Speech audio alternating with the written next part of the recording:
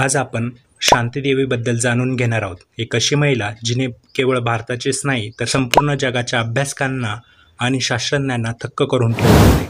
शांतीदेवी यांचा जन्म 11 डिसेंबर 1926 रोजी दिल्लीत झाला.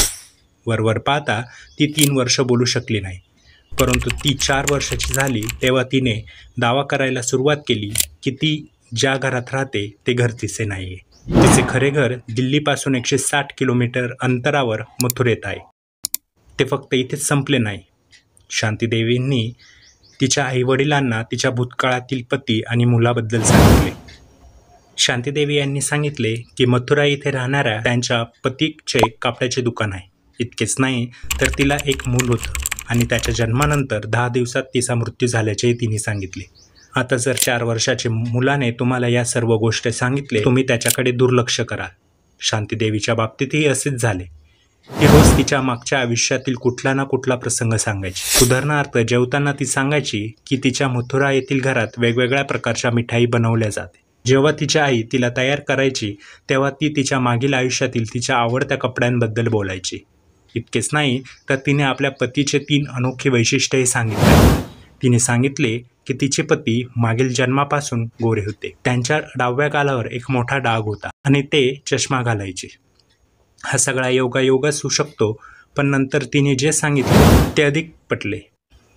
तिने सांगितले की तिच्या पतीचे तिच्या मागील जन्मापासून मथुरा येथील द्वारकाधीश मंदिरासमोर कपड्याचे दुकान आहे. जवळपास 2 वर्षापासून ती अशी गोष्ट बोलत होती ज्यामुळे तिचे आईवडील चिंतेत होते.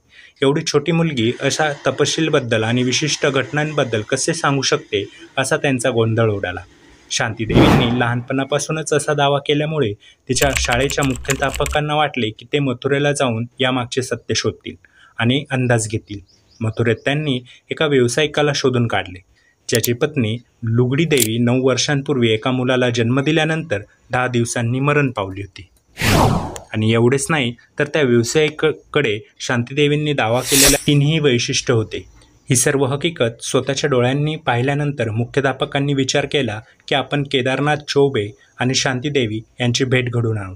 पण यात आणखी एक छोटासा ट्विस्ट होता. केदारनाथ आपल्या मोठ्या भावाच्या रूपात शांतीदेवीला भेटायला गेले, पण शांतीदेवी खूप हुशार होती. तिने फक्त केदारनाथलाच नाही तर त्यांच्यासोबत येणारा त्यांचा मुलगा नवनीत लाललाही ओळखले. आपल्या भूतकाळातील पती आणि मुलाला भेटल्यानंतर शांतीदेवींनी तिच्या बालपणापासून मृत्यूपर्यंतच्या सर्व घटना सांगितल्या. या सगळ्या गोष्टी ऐकून सगळ्यांनाच धक्का बसला. यानंतर तिने केदारनाथला विचारले त्याने पुन्हा लग्न का केले, जेव्हा केदारनाथ आणि शांतीदेवी यांनी ठरवले होते की ते कधीही दुसरं लग्न करणार नाही. हे ऐकल्यानंतर केदारनाथला खात्री झाली की शांतीदेवी ही त्यांची दिवंगत पत्नी लुगडी देवी आहे. शांतीदेवीची कहाणी इतकी प्रसिद्ध होत होती की मीडिया आणि इतर अनेक संशोधकांना हे कव्हर करायचे होते. हा 1930चा काळ होता जेव्हा भारत आधीच स्वातंत्र्य लढ्यासाठी लढत होता. ही अशी बातमी होती जी आगीसारखी पसरू लागली आणि महात्मा गांधींनी हे ऐकलं होते. इतरांप्रमाणेच गांधीजींनाही या महिलेला भेटण्याची उत्सुकता निर्माण झाली. त्यांनी शांतीदेवी यांची भेट घेतली. त्यांच्याशी बोलून पुनर्जन्माची ही कथा सिद्ध करण्यासाठी 15 जणांची समिती बनवली. 15 जणांच्या या समितीमध्ये अनेक राष्ट्रीय नेते, मीडियाचे लोक आणि प्रभावशाली लोकही होते. आता ही राष्ट्रीय बातमी बनली होती आणि संपूर्ण देश या बातमीकडे लक्ष देत होते. 15 नोव्हेंबर 1935 रोजी शांतीदेवीसह हे 15 लोक मथुरेला गेले. स्टेशनवर उतरल्यानंतर लगेचच शांतीदेवींनी एक अनोळखी माणसाला ओळखले आणि तो तिचा मेहुणा असल्याचे सांगितले. समितीतील सर्वांनाच आश्चर्य वाटले, कारण ती व्यक्ती खरोखरच केदारनाथ चौबे यांचा मोठा भाऊ बाबूराम चौबे होते. त्यानंतर शांतीदेवींनी एका टांगा ड्रायव्हरला तिच्या घरी जाण्याचा रस्ता सांगितला आणि त्यासोबत तिने हेही सांगितले की तिथे काही नवीन बदल केले गेलेले आहेत. घरी पोहोचताच ती गर्दीतल्या एका वृद्धाचा आशीर्वाद घ्यायला गेली आणि ती व्यक्ती दुसरी कोणी नसून शांतीदेवीचे सासरे होते.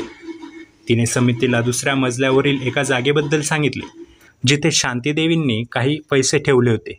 समिती जेव्हा त्या ठिकाणी पोहोचली तेव्हा तिथे त्यांना एक फुलाचे भांडे दिसले, पण पैसे नव्हते. हे पाहिल्यानंतर शांतीदेवीला खूप धक्का बसला, कारण तिला खात्री होती की तिने पैसे तिथे ठेवले आहेत.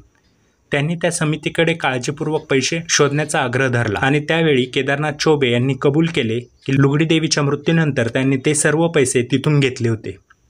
या धक्कादायक घटना त्यांच्या डोळ्यांनी पाहिल्यानंतर या समितीने शांतीदेवी ही लुगडी देवीचा पुनर्जन्म असल्याचा निष्कर्ष काढला. तर शांती देवीची पुनर्जन्माची कथा तुम्हाला कशी वाटली आम्हाला कमेंटमध्ये कळवा.